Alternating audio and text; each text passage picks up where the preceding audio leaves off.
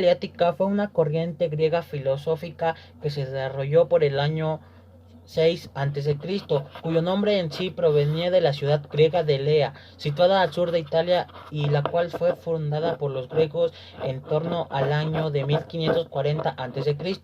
Fue fundada por el filósofo Parmenides, filósofo considerado por muchos el miembro más importante y brillante de esta escuela, el cual adoptó una actitud muy opuesta a la de Heráclito en relación con la estabilidad y el cambio, manteniendo que el universo era, en cierto sentido, algo así como una esfera indivisible e inmutable, que a toda referencia a cambio por diversidad era asimismo una contradicción.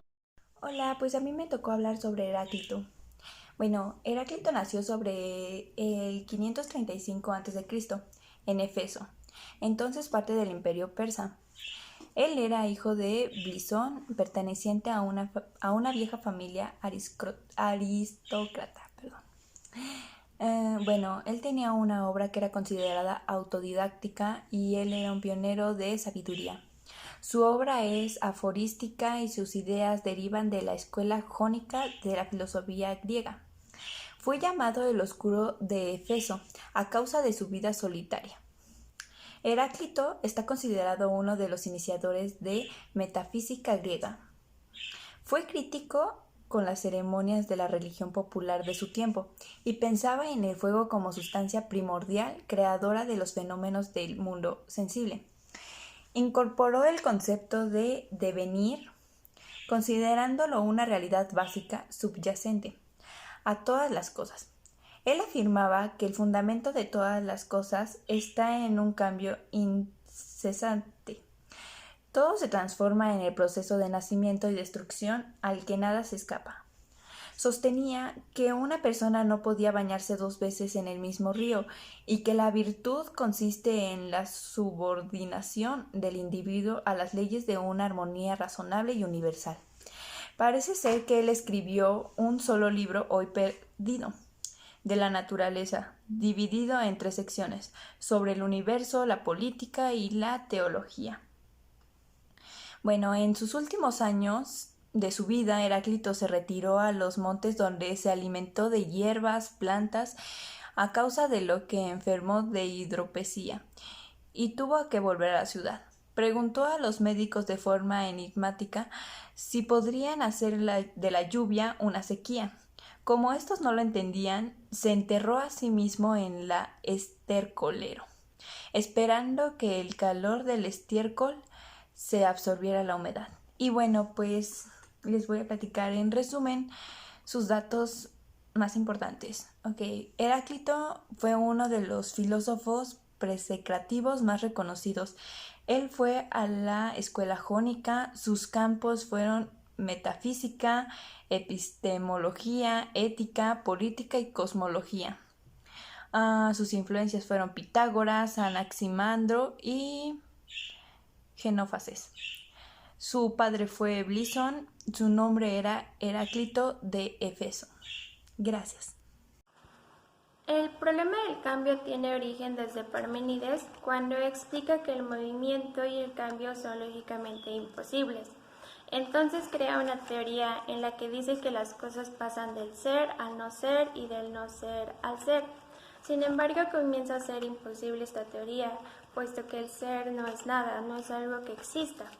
Y por lo tanto, el cambio es contradictorio. Lo que él decía, pues no se podía mezclar el ser con el no ser. Así el cambio termina siendo una ilusión, puesto que lo único real es lo que existe, el ser. En esta época Parménides creó una escuela en la que tuvo gran influencia en varios filósofos griegos.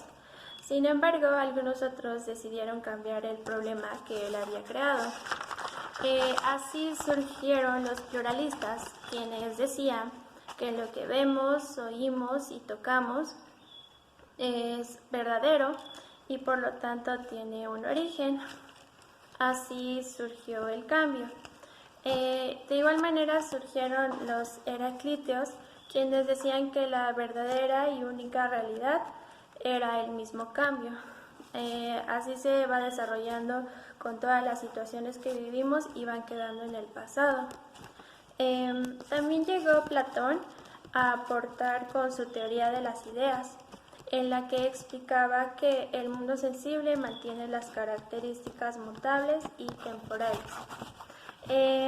Tiempo después llegó Aristóteles, quien era el mejor discípulo de Platón, y llevó la contraria para dar una mejor solución al problema del cambio. Aristóteles explicó 4 tipos de cambio. El primero, el cambio sustancial, por el cual explicaba que una sustancia viene al ser y si no viene al ser, entonces se destruye. La segunda, el cambio cuantitativo, que habla del aumento y la disminución. La tercera, el cambio cualitativo, y lo explica, por ejemplo, cuando surge un cambio de color en el cabello. Y por último, el cambio local, que habla del movimiento. Cambio. Para entenderlo tenemos que viajar al origen. ¿Dónde está el núcleo de la cuestión? En la tesis de el cambio es imposible porque implica un tránsito del no ser al ser. Para Parménides, este tránsito no tiene lugar porque el no ser es nada, por lo cual se da una contradicción. Aristóteles señala que el error de Parménides está en considerar el ser como una sola cosa, cuando el ser dice que es ser muchas cosas. Hay muchos sentidos del ser, pero hay uno en el que usamos nuestro lenguaje habitual, y es el ser en el sentido del acto y de la potencia. La diferencia del acto y de la potencia es la misma que hay entre quién está construyendo y quién puede estar construir, quién está despierto o está dormido. Un ejemplo es una semilla es en el acto y al siguiente el árbol, que es la potencia. El cambio es el paso de la potencia del acto. Lo que cambia no está transitado entre el ser y no ser, sino entre dos tipos de ser, el ser en potencia y el ser en acto. El cambio es pasar de ser un modo a ser de otro modo, pasar de potencia a acto. Así resuelve Aristóteles el problema del cambio.